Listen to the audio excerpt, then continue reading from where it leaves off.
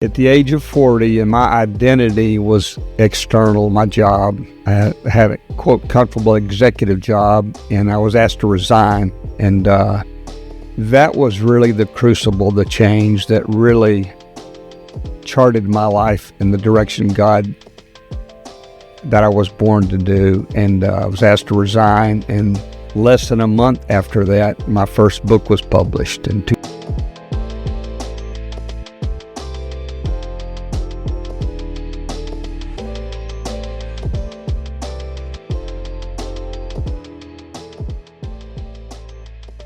Folks, there are people that you meet that it's just something about them that lingers with you long after they've left the room. And our guest today, it was one of those people. Last year, when I was going through one of the most difficult courses of my professional or educational career at Emory, I had the opportunity to meet Byrd. He was standing. Now, for those of you that met me in real life, you know how tall I am. But he was standing down at the podium in the area with a couple other folks, people walking around the rooms. And there were 42 veterans in a room embarking on a journey that would transform their life. After that, time went on. We saw Byrd a couple more times. After that, time went on. So I've got to figure out how to get in touch with this guy. Went on LinkedIn, saw he was in Nashville. And earlier this year, we had a chance to reconnect over coffee. After said coffee, we had a chance to hang out with a phenomenal nonprofit organization here in Nashville called 413 Strong, which more to come on that. And today, here's my esteemed guest, Byrd Baggett. Thanks, Lee. I'm honored to be here, blessed to be here. Thank you. Byrd, I would like to, I know a little bit about your story, but they don't. And I feel like the world should know a little bit about your story and perhaps a friend of your story as well. Who is Byrd? Wow, good question, story. I'm 76 years old, working on 77, and I guess I would call myself God's laboratory rat, Lee. I grew up in Texas, I'm a blue-collar guy in a white-collar world. I had wonderful parents in Texas, and I was gifted athletically. I almost said intellectually. That's a question. So I had to have a scholarship to go to college, and I was very, very blessed and fortunate to get a scholarship in track and attend the University of Texas, which you know, from 1969 to 1972. And when I got out of college, you know, my ego was pretty big. You know, I wanted things that I never had growing up. By the way, when I got what I had was never enough. Yes. So I went to work for a Fortune 500 company, and in 13 jobs, 7 careers, 14 moves, change.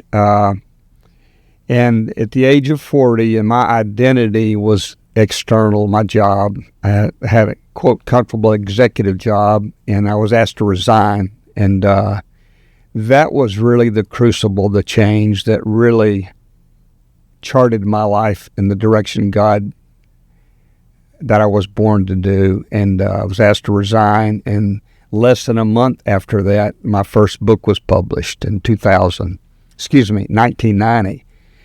And so in 1994, with my wife's total support, I started a professional speaking career, and 15 books later, and then in 2007, which you know this, I met a retired 3-star general. We was living north of San Antonio on a lake. And you've heard me say, Lee, I don't believe in coincidence. Yeah. That's just God's way of remaining anonymous. So while we're here, is this coincidence? We were living on a lake north of San Antonio, and my wife was in a Bible study group. She came home one night, had a business card, said, "You need to meet this man, Lawson Magruder." And later that week, I met Lawson Magruder because his wife went home the same night, gave him my business card, said, "Y'all need to meet." And we met in a Greasy Spoon Cafe on Highway 306 for breakfast. And 4 hours later, we got up, and the True Growth Leadership curriculum was birthed in 2007. And I love speaking, but I want to go deeper with people. So True Growth Leadership, we've served over 16,000 leaders since 2007.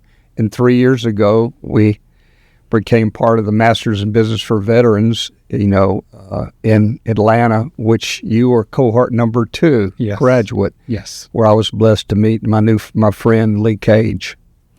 Byrd, I've seen some commentary that you have a very special friend in your life. Is it Jenny? Jeannie, my wife, yeah.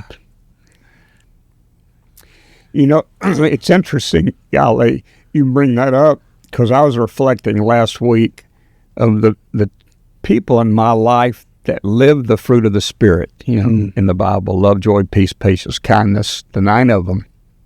The reason I got emotional, because the 2 people that live those fruits, they don't care about notoriety. It's my wife of 52 years and my dad, who worked 32 years in a chemical plant and only missed 5 days of work. Oh, my God. So, yeah, Jeannie. Yeah. Byrd, now, you talked about track, and I told them earlier, I am very tall compared to Byrd. That's sarcasm.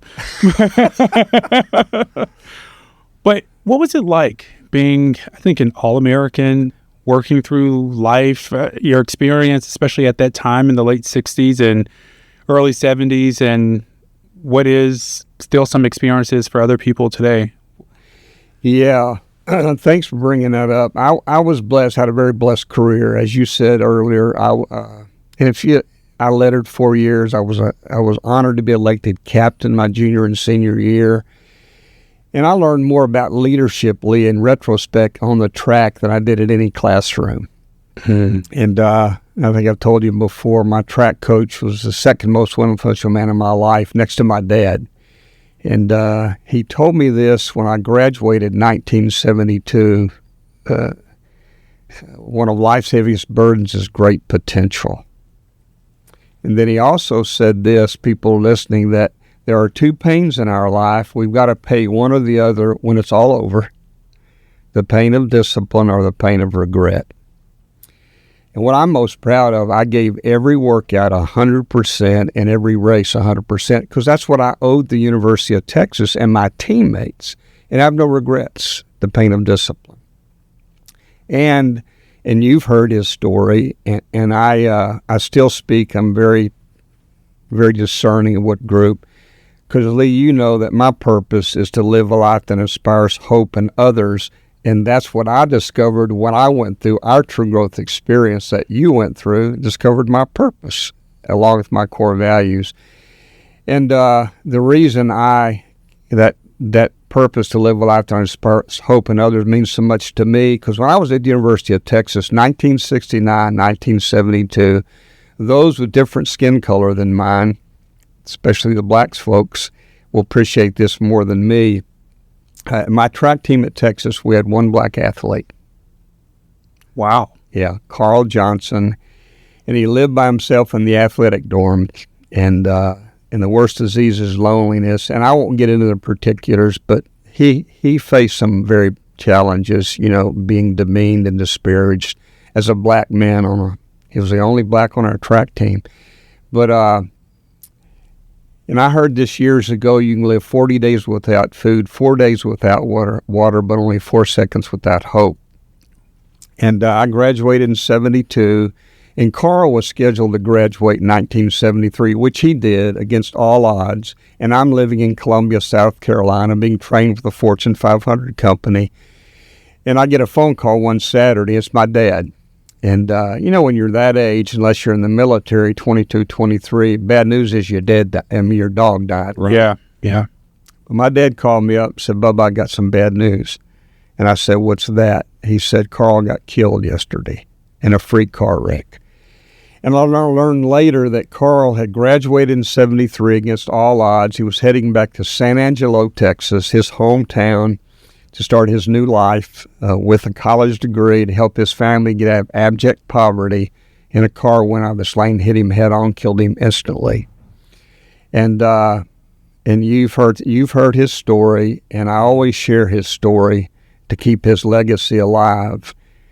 And what I'm most proud of is we started a scholarship called the Carl R. Johnson Spirit Award, Keeping Hope Alive, and it goes to a deserving male or female track athlete from his high school. Wow. And they have to write their story of perseverance. And we're able to give them some money so they can achieve their dream of going to college in honor of Carl.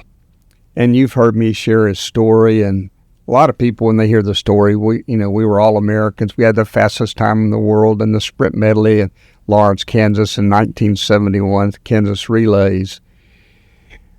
But a little part of that you've heard about hope. I'll never forget this. We were headed to the track to run the prelims that morning, and we weren't expected to get out of the prelims, by the way. And went on to win, had fast time. We're all Americans. But this is important for people to hear. Ed and Dave, other two teammates, were in the van getting ready to go to the track to run the prelims, and Carl and I were the last out of the restaurant. And I'm the captain. It's my junior year. And Lee, I noticed Carl hadn't eaten, and I'm thinking, because it's winning, right? I'm thinking if Carl doesn't eat, if we keep progressing, he's going to win. Right, he's going to let the team down. And I'll never forget this. And I asked him, I said, Carl, why didn't you eat? And he had a very meek voice. He said, oh, Byrd, when we travel, I don't eat. Only time I eat's back in the athletic dorm in Austin. And I didn't get it, Lee, because the university gave us traveling money. And I said, well, Carl, what do you do with the money the university gives you? Listen to this. So, oh, Byrd, I send that money home to my mom and my dad so my brothers and sisters can eat. How old was he, 20? He already had a purpose to get a degree against all odds to help his family get out of abject poverty. That was his North Star. That kept hope alive for him. I'll never forget that. And when I speak to a group, I will not speak unless I can share Carl's story. Byrd, you talked about, upcoming birthday, right? Yeah. As you look at your life, all the things you've accomplished, all the things that you've helped chaperone and support other people to accomplish.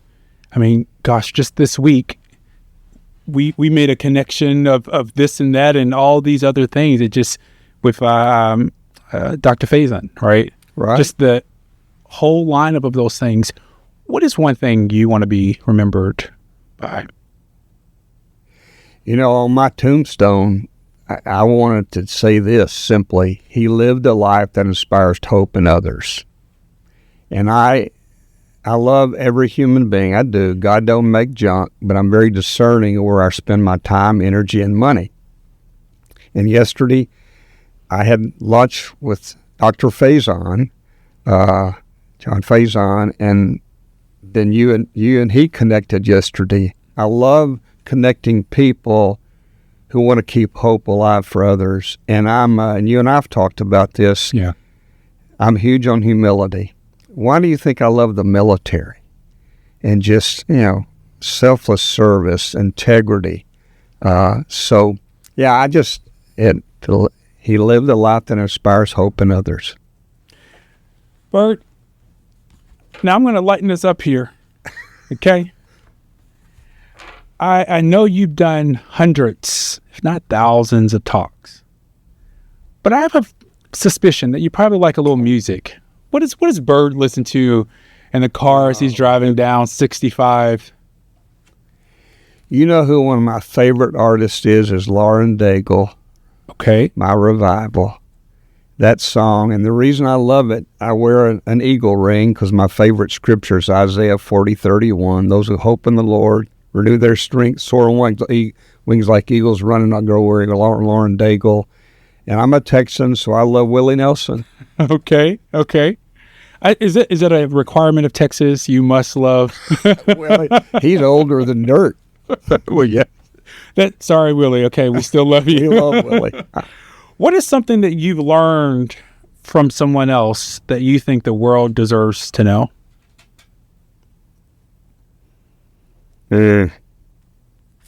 It's back to my wife. Love unconditionally. Matter of fact, I left this. I just had this made. I wear these to remind me. One of them, the green one, says, "Hope, pass it on." And the other is a red one with WWLD. What would love do? And that's to remind me. To me, that's the answer in the question, right? The question and the answer. What would love do? And my wife, yeah. Yeah. I've got to meet her one day, okay? We do, and meet yours too. What is... Ooh. Now, you write a lot. I see your posts on LinkedIn and all the things that you are sharing with the world. What is one thing that you have been most excited about in today's world? It's very different than 1969. Well, Lee, great question. I was thinking this morning, I'm a metaphor guy. These are just rubber bands, right? Yeah. And it's like any part of our life, if we don't stretch it and get resilient, it rots, right, and cracks. But what's really near and dear to my heart today in this crazy hate and division, and to be honest, because I think the two most important responsibilities of a leader, talking to me, define reality, which is the truth, and keep hope alive. And what keeps me going today is an acronym, PhD. Now, y'all, I have a hat that says this. This was something Byrd bought me. Okay, you all can see this. Will you tell them what it stands for? Preserve human dignity. There you go. And that's my North Star. And because God doesn't make junk. So, and again, to preserve human dignity of the underserved and marginalized. I'm a white guy. No. And there's privileges to that, Lee, and I'm honest. I didn't have to deal with what Carl dealt with. So preserve human dignity. I tell people, and this may be unpopular, but I will say it anyways, we all have some type of privilege and some type of disadvantage. Amen. The tall person that gets on the plane and the seats are too small has a disadvantage in that moment because they were made for someone who was not over 6 foot. It just wasn't. The short person has a disadvantage. The thing that I love about that is I tend to fall in the middle of that height. I have certain advantages and certain disadvantages. I've served, so sometimes I get a discount. That's an advantage. I'm a black guy. Sometimes it's an advantage, and many times it's a disadvantage. The thing that I think of when going back to this is the Army, when we run, and it's dark most mornings when we run, they put the shortest person in the front. They put the tallest person in the back. What tends to happen is as we're running, we try to keep the pace of the person with the most disadvantage. And then when, as it sometimes happens, when the tall people, start to move up to the middle, and they move up to the front, we have this thing where we loop back around because we don't leave people behind. Love it. It's in our core values. It's in our ethos. We literally say, I would never leave a fallen comrade. So I like to look at it from that perspective. How can I use my current advantage? Right now, I have a platform to talk to incredible people like you. I feel like the world deserves to hear this message. That's an advantage. The disadvantage may be something else. So that's a small... Lee, that's a great perspective. And again, we got to look at life through the windshield, not the rearview mirror. Yes. Too many of us let the pain of the past keep us from the promises of the future. What is one of the biggest challenges you have had to overcome? In my life? In your life.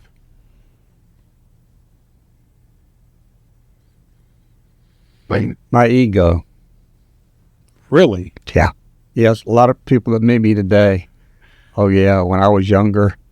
And Lee, I look back on my life, I'm very open, vulnerable, that, to be honest, my way of disguising a low self-esteem was to win. Mm-hmm. And one of, I'm known for quotes that's based on life, and one of mine, and again, I look back, most of the quotes reply to me, and follow the trail to your dreams, not the path of others' expectations, because I was a pleaser, still am. Got it under control, I think, but I was always comparing myself to other people, trying to please other people versus being at peace with who I was. Have you found that peace today? Oh, if you told me I could be as at peace as I am today, I didn't think I ever could be. And you've heard me say this, people always ask, Byrd, what's your favorite quote of all your books? And this is it. It will always be. Success at the expense of faith and family is really failure. So I have a question. And I'm just gonna ask this, Byrd, because I feel like General Smith, by the way, General Matt Smith, Emory University, big shout out to him and all those folks. But General Smith, I asked him this question and he gave a terrible answer. Okay. Cats or dogs, Byrd? We need to throw the vote one way or the other way. Okay. If Matt's listening to this, okay, it's simple answer for me is dogs. Dogs. I love dogs. Okay. So they're sassy right there. And our dog, we have a golden doodle named Bo. So General Smith has two cats, and he talked a little bit about them. I think one of them was Smith and Wesson. Smith and Wesson. Okay, but I that's funny. If you're watching this, that surprised me. He's a cat person. The Army doesn't issue any cats. Okay, we have dogs. That is good. That is good. You're supposed to, come into the Army and leave the Army with just what was provided to you. Right. Big dogs, I want to open it up to you, and I'll turn the mic to you to ask me questions, or maybe if there's something you would like to share or that you're wondering as well. No, Lee, I thank you. I'm honored to be here. I've lived a lot of life, and it's just an honor to share what may have helped me in the crucibles. But what I really respect about you, Lee, is your humility and your story. Because, when we had breakfast that morning and called, you just told me, because people that see Lee on this interview, handsome young man, successful, Masters in Business for Veterans from Emory. By the way, unbelievable program. And if you know a veteran that's interested in a great program, I encourage them to look at Masters in Business for Veterans. But when I met you, I always ask people, tell me about your past. Tell me about your crucibles and the fact what you've had to overcome in your life. It is how have you been able, and what was your greatest obstacle to growth in your life? Well, I wasn't prepared for that question. Well, I think people need to know because you faced a lot of adversity. My grandfather he's now since passed, was one of my heroes. My uncle, who I lovingly call my Uncle Dad, still living, is one of my heroes. But seeing their resilience, seeing their character, seeing how people treated them, how people, the micro expressions that people made before they even made the face that they wanted, the joy that they would get when they would, Joe? My grandfather wasn't a rich man. When he passed, we cleaned out dozens of lawnmowers from his house because he was a mechanic. And when people couldn't afford to pay him for the work, he would say, you can just give me an old lawnmower and I'll fix it up and I'll sell it and I'll be made whole. Wow. We couldn't give away enough lawnmowers when he passed. My uncle, who served 20-something odd years in the military, retired as a lieutenant colonel, was in always gifts, always shows up for other people. It doesn't matter what it is. Every meaningful moment of my life, he has been there. operating as a father, even though he has kids of his own, filling a void that was not his obligation to fill. When I got, we were close to getting married, got engaged, we were close to getting married, and we're preparing the house and preparing the things, families coming in. And I got a call that he had been rushed to the emergency room, that they were going to have to do open heart surgery on him. Right. I think that was one of the moments I realized that he was human.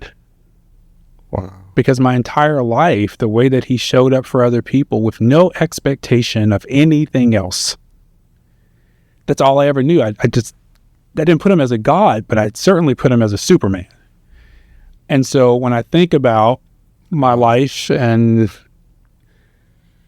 raising a brother and, taking care of my mom when she was sick and trying to plan things and trying to just be a good human, I'm also now balancing the fact that I too am a human and not a Superman. It's just to see your facial expression change when you think about those people in your life that were there, that were wind beneath your wings, that didn't want it, didn't do it for notoriety, didn't do it for money, recognition. And Lee, I got to believe that, in all the work we've done at True Growth, over 16,000 leaders, your uncle and the people that you admired and respect, I think they have these three virtues. They lived them. Is integrity of character. Yes. Compassion. Yes. Because if you don't love people, you'll never lead them, right? Mm-hmm. Integrity of character and humility. Isn't that it? Yes. And the people and you just light up when you think about it. I do. I love them. I don't know. When I think about like the type of person I want to be when I grow up, I've always said I'd like to have a little money, but I'd also prefer that when people see me, that they get joy out of anticipating my arrival, that when I'm spending time with them, it's meaningful time and I'm focused on them. I'm not doing other things. I try to remember the small things that people tell me. I try to hold those. I work in a world where, I have customers all over, but most of my colleagues, are all over the country. So we don't get to see each other in real life, especially in comparison to people who work, on site with people, and you can build deep roots. And so early on, I had to find ways to make the same type of connections and networks, but virtually with people. I'm not a COVID virtual worker. I've been virtual primarily probably 10, 12 years. Wow. Meanwhile, I can go to a conference and see my virtual friend, my remote friend, and it's like we never took a step back. Well, Lee, you know this, and you know this very well. Listeners know this. People that are watching know this. When you see somebody or meet somebody or talk to less than 5 minutes, you feel whether they are authentic or not, right? Yes. And the number one thing people want, in all surveys, by the way, my daddy would say, Bubba, that's common sense. And I'd say, Daddy, don't call it common sense, call it good sense, because it's not real common. But the number one thing people want, I think that you're reinforcing, when we leave an engagement with them, whether it's virtual or in person, how do they feel? I believe people want to feel valued, secure, and appreciated. And I think and when you and I met in Atlanta, to me, that was the connection. I love Lee Cage and what you stand for, and I don't really care about any of that other stuff. Yeah, we have to make a living, but I'd rather be living a life. And to me, and you're the same way, to keep hope alive for people. And when people reach out to you after you've done these podcasts and say, Lee, thank you for being vulnerable. I'm going through this. Because, there are a lot of people watching this that their lives might be in good order. Mm-hmm. They may be thinking about doing a bad thing. And it's, my latest keynote is how to live a good story. And I believe, the reason I came up with that was my daddy, the preacher said at my dad's funeral, he lived a good story. And when my dad died, Lee, he didn't have $20,000. But at his memorial service, it was overflowing from blue-collar workers, his peers, to millionaires. Wow. And 2 years before my daddy died, and I want people to listen to this, yeah, Byrd's successful, All-American, 15 books, authored, and all that stuff, but this is what's most important. 2 years before my dad died, I was not in a good place, but I was successful. And I was sitting, I'll tell you exactly, we were at a swing overlooking the Texas Hill Country, which he loved, the Texas Hill Country, and we were talking, and I asked him, I said, Daddy, why have you always been happy? Really, the word at least should be joy, because my dad had every reason not to be happy. It's like a lot of people with your skin color have a lot of reason not to be joyful. Yeah. They do. My daddy grew up in the Depression, lost the love of his life, my mother, when she was 57. By the way, he stayed by her bedside in the hospital for 2 months. Wow. Showered and changed at the hospital. That's love. I lost a son, my brother, when he was 2 months old, who I never knew, Blue Baby. Survived major heart surgery. Matter of fact, he died on the operating table. We prayed him back. Quadruple bypass, by the way. And anyway, I asked him, Daddy, why have you always been, and if you met him, Lee, I get it from him, he wants to get to know you. He was always smiling, loved people. Used to drive my wife crazy because my wife's a taskmaster. But Daddy would meet somebody at a Whataburger, and I want to get to know the clerk. But anyway, I asked him, Daddy, why have you always been happy? And I'll never forget this. And this is what I want people to remember. He called me Bubba. He said, Bubba, I just think God put me here to serve other people. Lee, that's your key to success. If you don't love people, you'll never lead them. Yeah. And again, that's why I have this wristband. What would love do? And I'm 76. I'm still learning, Lee, because faith without works is dead. Yes, it is. I can tell you I love you, but what am I doing?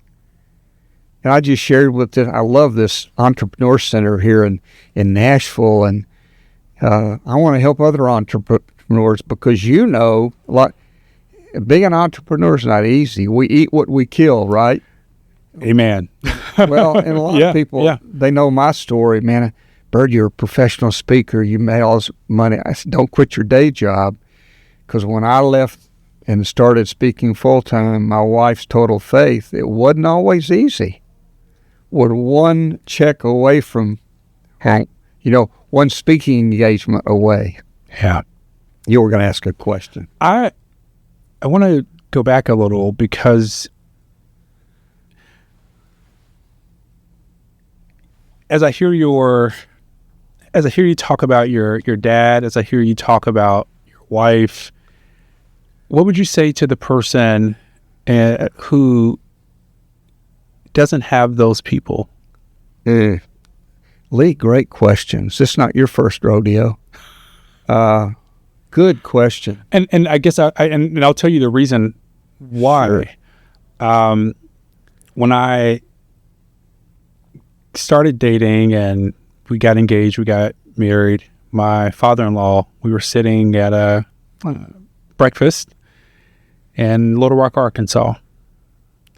And he looked at me and says, now, I'm going to just tell you, it's very baritone voice, over 6 feet, and you all know how tall I am, okay? He and we have the same haircut. He's military, was a pastor, does hard labor. He's a general contractor, so he's never been afraid to get his hands dirty. And he says, tell me why you want to do this. Why do you want to get married to Christian? Wow. But most importantly, what about Christian can't you live without? And I would say now, dating and now been married for years, I've been tremendously more successful. I've been tremendously more joyous. I sleep. People's like, when do you sleep? I sleep well. Okay, I sleep very well, but I've had so much more in my life because I've had someone there supporting me. Your wife. And so what happens, what would you say to the person who doesn't have that has that void? Well, you just made me realize how blessed I am, even with Jeannie. By the way, Jeannie's story is amazing. She was given away, lived in 4 foster homes before she was adopted. So her purpose in life is just to be a great mother and grandmother, Gigi. So, Lee, that's a good question, because when you don't have somebody like that, go find them. They're there. Reach out.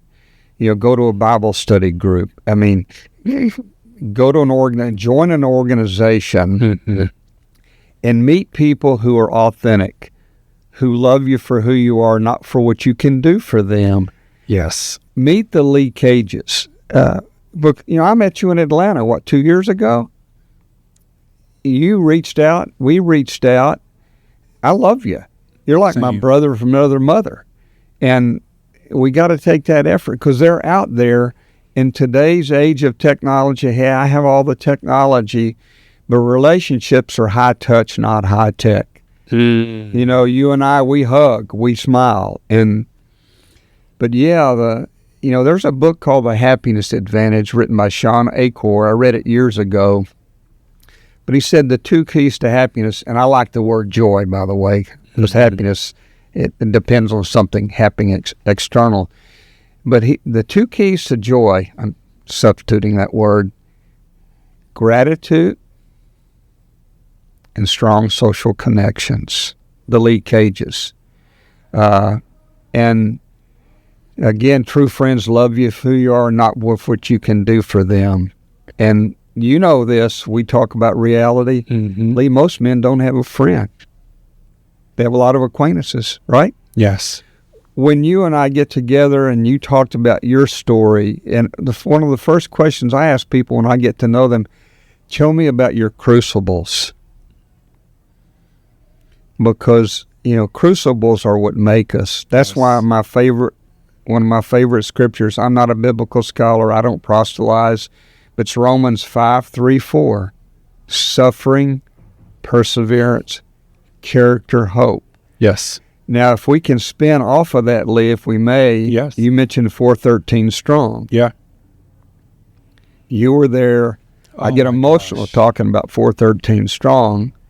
But tell people about your experience and just the backdrop. 413 Strong is a nonprofit here in Nashville, Tennessee, run by Steve Norris. Steve made a lot of money, but instead of sitting back relaxing, Steve started 413 Strong. He takes young men who basically have no hope. Most of them come through the court system. It's some of them's last chance. And it's a 40-day program that I've been involved with for over 2 years. I'm a mentor. I'm sold out to 413 Strong because they keep hope alive for young men. And, Lee, this is important because I'm an old white guy. And when we start off the mentoring, we have a breakout session the first Monday. I'll never forget this, when we talk about the core value, break the mold, because they got to break the mold. And I lead one of the breakout groups. There are only 2 white men in the breakout groups, and the other mentors are phenomenal. But I tell the young men that come to 14 Strong, in their 20s, early 20s, the streets raised them. And I'll tell them right on the front end, I say, it's easy for me to say this. You can trust me, and I love you. But I got to prove it. And Lee, my return is less than a month into that relationship.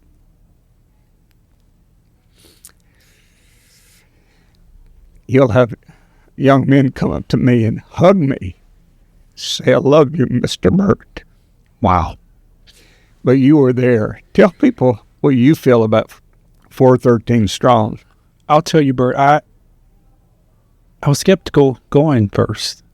I loved the name of the organization. I spent time on the website. I'm like, what is this place? I knew the area. I went to National School of the Arts, so in that same area. Yeah. I played piano or in drums, Byrd. Yeah. But so I pull up and I get out of the car, and I really didn't know what to expect. I didn't know how I would feel or what it would be like. I will say this. I think the moment probably fueled me differently.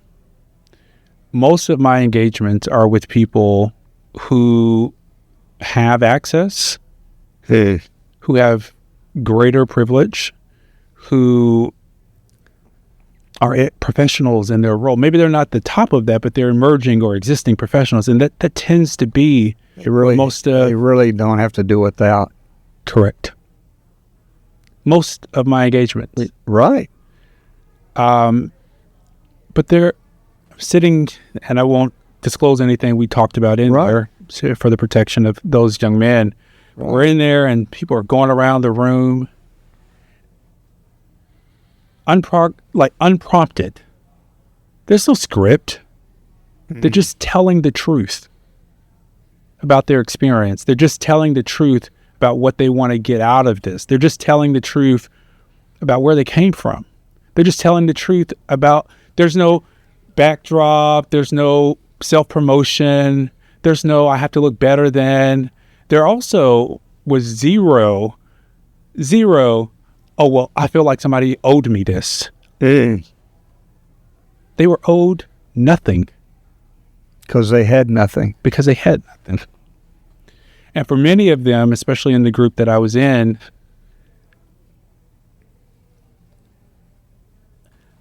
I don't know. I spent some time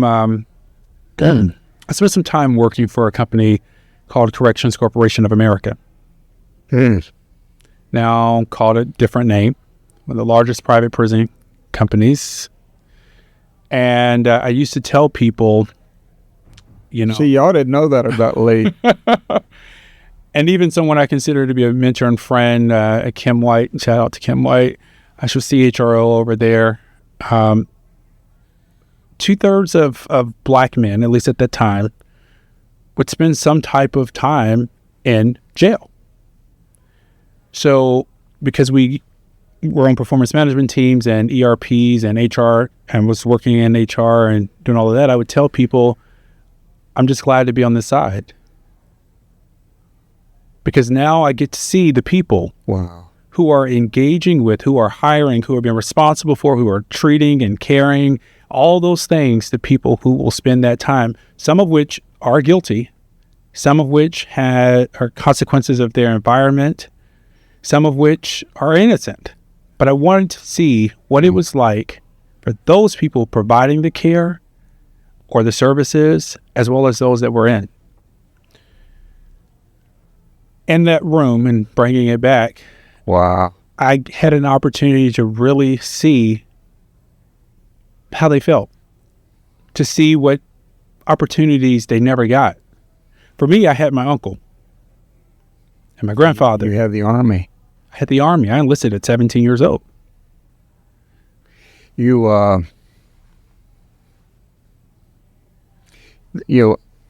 I love this, by the way, because this is not scripted, folks, as you can tell. Let me tell you something that happened last Monday, Lee. This new cohort at 413 Strong, there are 13 young men. They're in week 3 or 4. And we did our breakout session, and we talked about hope, and we talked about trusting the process and looking at life through the windshield, not the rear view mirror, and that God forgives us. And there's a young man in there who, like you, has a wonderful smile. Of course, I love your smile. Thank you. Walmart, buy one, get one free. But, there's a poem called The Value of a Smile. And, folks, if you've not read it, Google it, The Value of a Smile, because it ends like this. That's why I love Lee's smile. For no one needs a smile so much as those have none left to give. And my favorite acronym, God inspires me on smile, special magic, and loving everyone. That's what a smile says. Well, anyway, I share that with you Because last Monday we were talking about God forgives, look at life through the windshield, not the rear view mirror. Easy for me to say, old white guy, privileged. And so we break up and everybody leaves the room, the mentors and the young men. And one of the young men stayed behind who I love them all. And he and I just connected. Great smile, Lee. Handsome young man. But he asked me, he said, Mr. Byrd, can I ask you a question? I said, of course.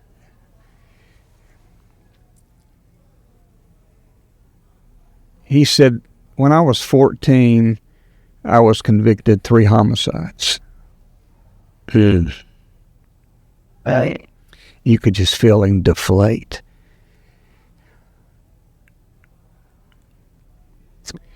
And he said, can God forgive me for that? Wow.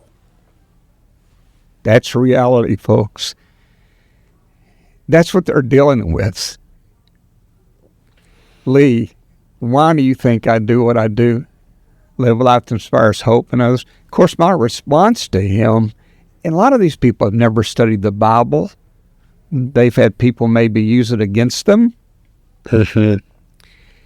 And I said, it's true, God forgave you then, he forgives you now. Obviously, you need to not do that again, which you haven't. Right. But Lee, he had been letting that guilt that was his cross. And to hug him and say, God forgives you, God loves you. That young man, Lee, taught me more about life last Monday than any book will. Byrd, you may know this, but my biological father was murdered when I was 2, 3 years old. He was stabbed by his brother, who spent just a couple weeks in jail.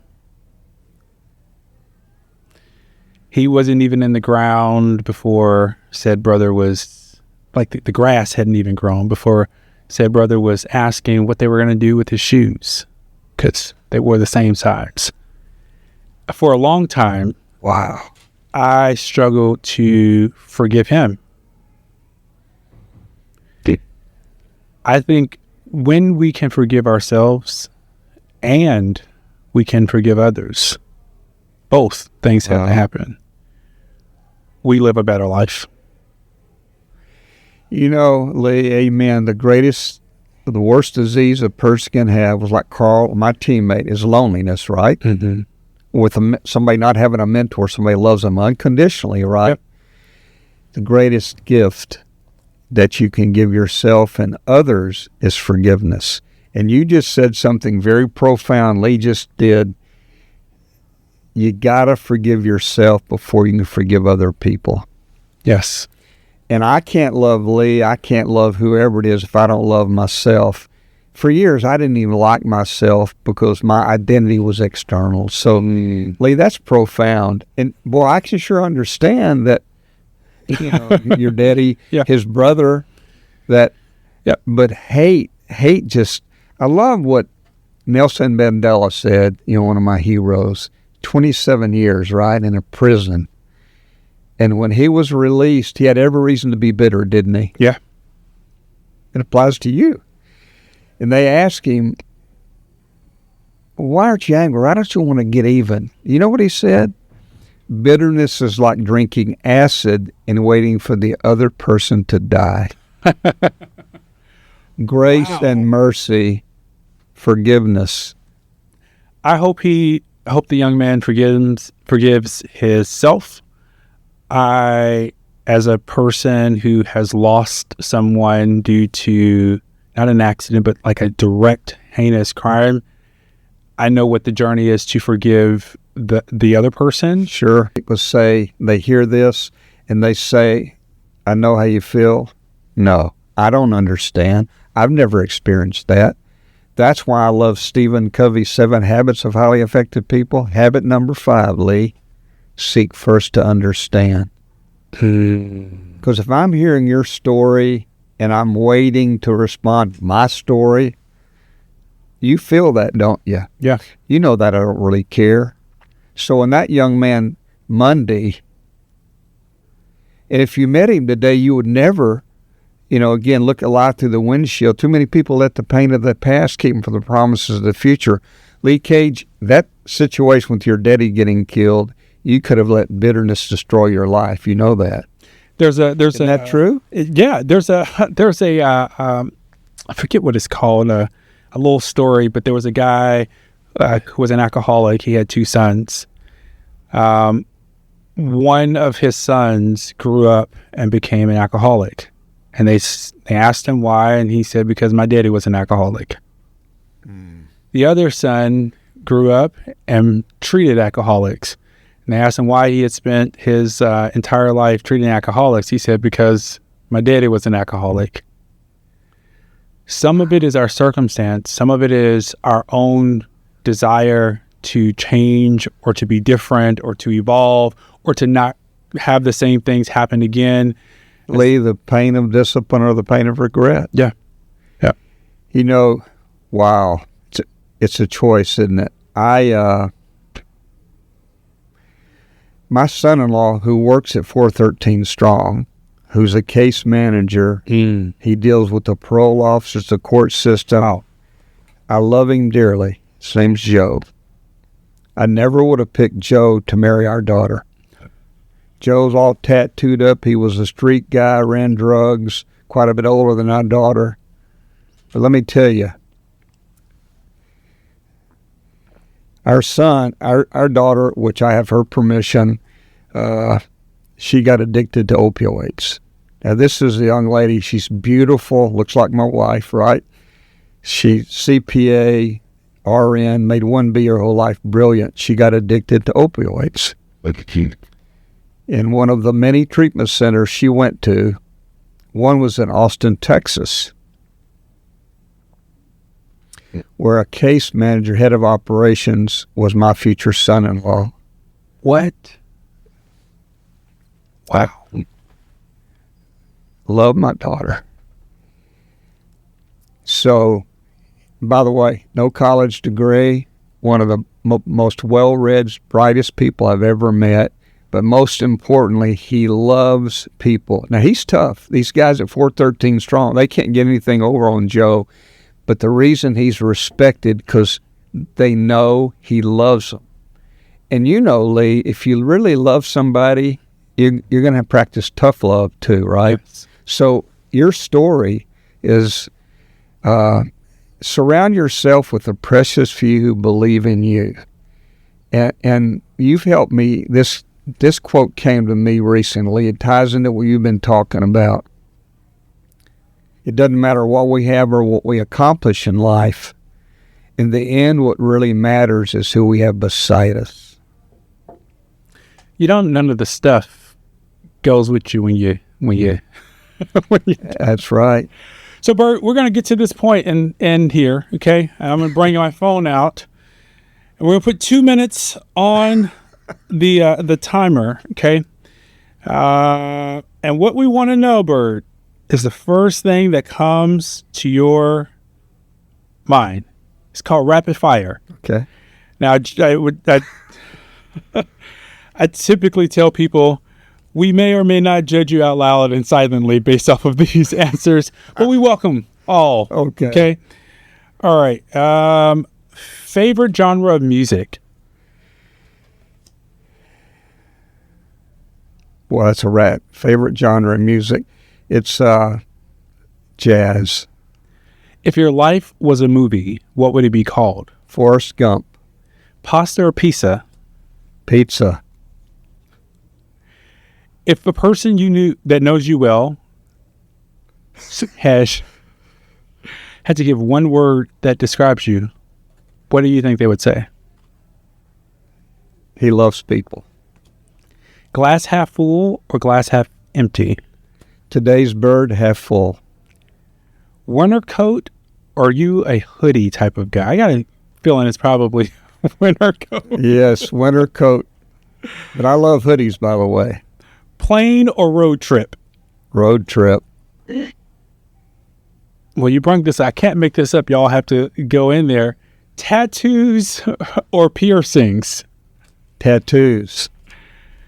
If you could have one superpower, would it be invisibility or flying? Flying, with a name like Byrd. It's kind of implied, right? All right, last one, Byrd. If you could go back to your younger self, what's one thing you would say? Oh.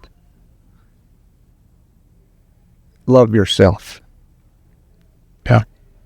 Byrd, I would like to give you the opportunity to close us out.